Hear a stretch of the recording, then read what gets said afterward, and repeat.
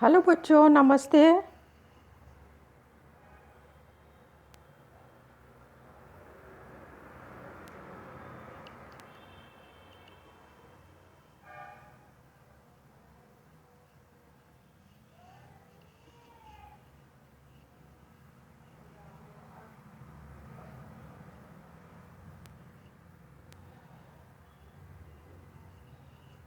Hello बच्चों, नमस्ते। हाँ, आज हम पढ़ेंगे उत्तर वैदिक काल की सामाजिक व्यवस्था, है ना। आज उत्तर वैदिक काल की सामाजिक व्यवस्था में हम आप बताएंगे कि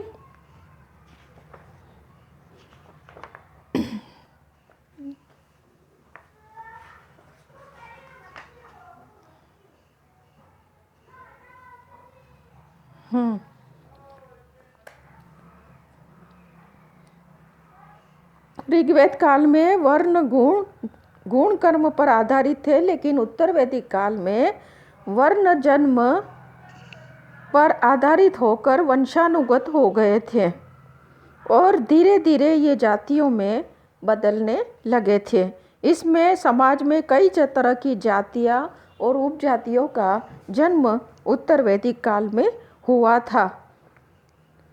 तो हमने पढ़ा है कि उत्तर वैदिक काल में जो जैसे ऋग्वेद में समाज में 4 वर्णों का उल्लेख है, किंतु इस युग में वर्ण व्यवस्था में जटिलता नहीं आई थी। उत्तर वैदिक काल में ये जटिलता आ गई थी। समाज में 4 वर्ण थे। ब्राह्मण जो है सबसे उच्च पहला वर्ण था, मतलब पहला धर्म था, वर्ण था। और इसमें जो बताते हैं कि इसका जो काम था ब्राह्मणों का पठ पाठन करना, यानी कि पढ़ना और पढ़ाना, और उनका जो जीवन यापन का आधार भी यही था। और यज्ञ प्रचलित थे, है ना। और उसमें जो है यज्ञ प्रचलित थे, वो दान दक्षिणा वगैरह लेते थे और उससे अपना खर्चा वगैरह निकलता था। तो ये है। दूसरा जो वर्ण है क्षत्रिय वर्ग है, दूसरा समाज का दूसरा वर्ग। पहला तो ब्राह्मण वर्ग, दूसरा क्षत्रिय। क्षत्रिय का कार्य जो होता था देश की रक्षा करना, अस्त्र शस्त्र चलाना, राज्य में शांति और व्यवस्था बनाए रखना। तो ये जो क्षत्रिय वर्ग था वो सेना वगैरह में भर्ती होते थे और देश की रक्षा करते थे।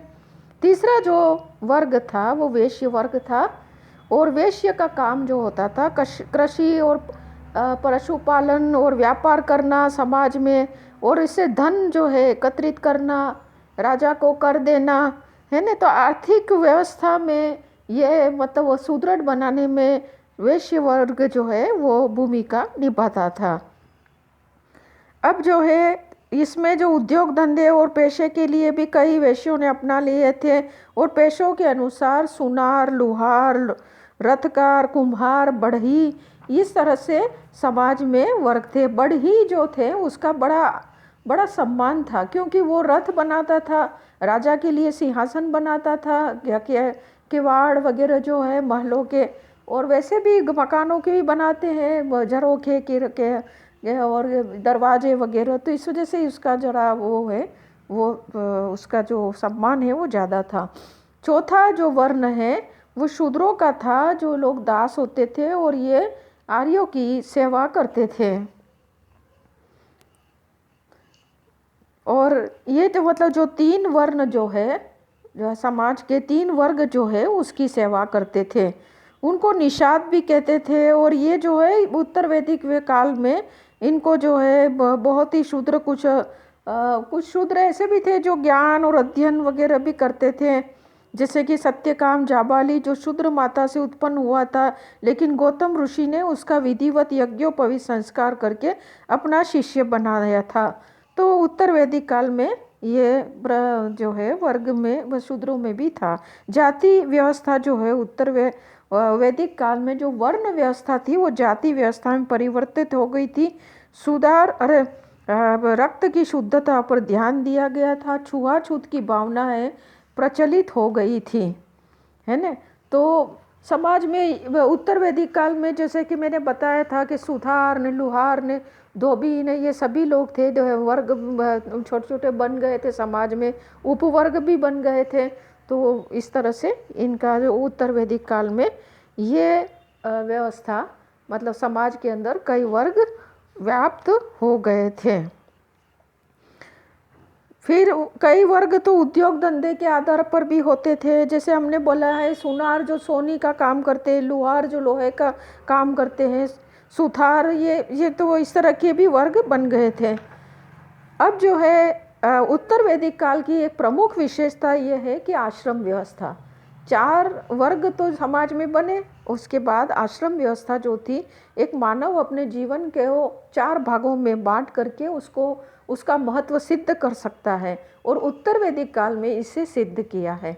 और इसमें यह बताया है कि ब्रह्मचर्य आश्रम पहला जो वर्ग है, जिसमें 1 से 25 वर्ष तक होगा, यानी कि आदमी जो है या वो गुरुकुल में रह करके ब्रह्मचर्य धर्म का पालन करते हुए, यानी कि शादी नहीं करें और केवल विद्या अध्ययन में और गुरु की सेवा और उसी में अपना जीवन बिताए, और ग्रस्त बन करके सांसारिक जीवों का सुख जो है वो बाद में भोगे, 25 वर्ष तक नहीं भोगे, है ना, केवल विद्या अध्ययन ही करे, यानी कि पढ़ाई करें।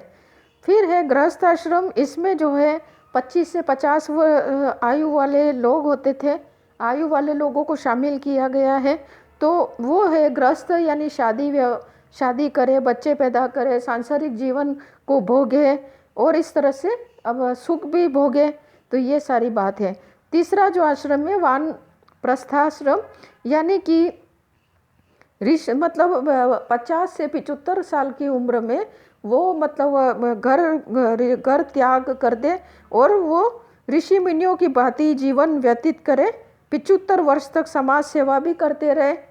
और चौथा जो है वो मतलब ये है कि वानप्रस्थ आश्रम में ये ज़्यादा जीवन में ये आश्रम में प्रवेश जब करे 50 से 75 साल, तो मतलब ये जरूरी नहीं है कि सारे लोग ग्रह त्याग करें, ऋषि मुनियों की तरह भी जीवन यापन कर सकते हैं। जैसे ऋषि मुनि भी शादीशुदा होते हैं, है ना, तो समाज की सेवा करते हैं, यज्ञ करते हैं, तो ऐसा ही ये भी करें, मतलब सांसारिक सुखों पर या बच्चे पैदा करना या अपनी पत्नियां ज़्यादा रखना, ये सब नहीं करें, है ना।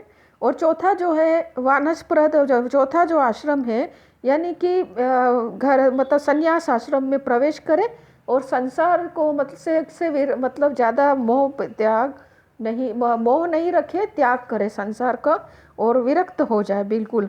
तो चारों आश्रमों का जीवन में बड़ा महत्व था।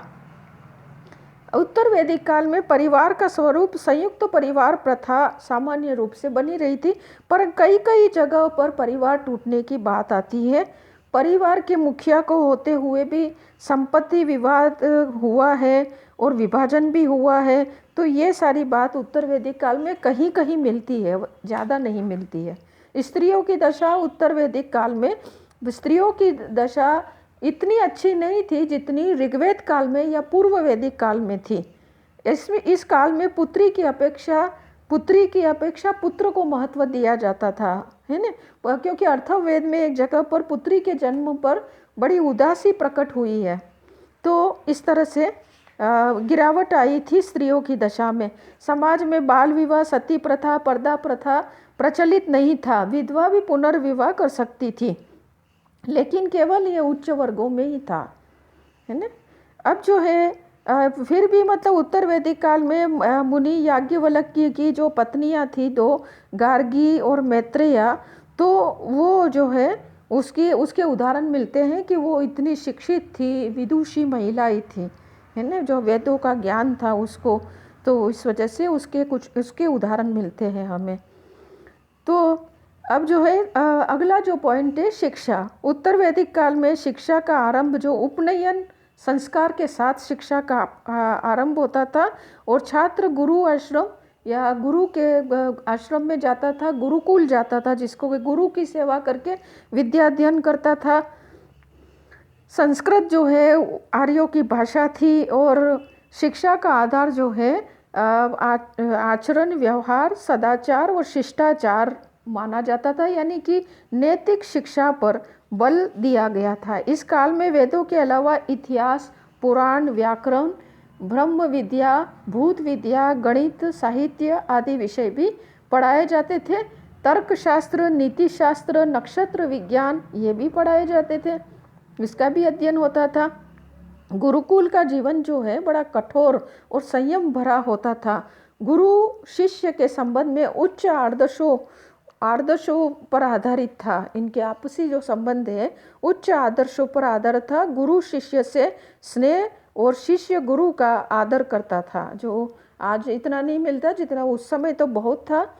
अब जो है भोजन और वस्त्राभूषण, मनोरंजन, ये क्या है, उत्तर वैदिक काल में जो है ऋग्वेद आर्यों की तरह ही भोजन करते थे, अनाज खाते थे, दूध, दही, दूध से बने हुए खीर है ना, जिस मतलब चावल, गेहूँ, ये सारे चीज़ है खाते थे। मांसाहार और पक्षियों का जो भी मांस खाते थे, शाक सब्जियाँ, फलों का भी सेवन होता था, सुरापान होता था। वस्त्रों में रंग बिरंगी सूती, ऊनी, रेशमी, मृग चर्म यानी कि हिरण के जो चर्म, ये है, इससे भी वस्त्र बनते थे और पहनते थे। सोने चांदी के आभूषण होते थे।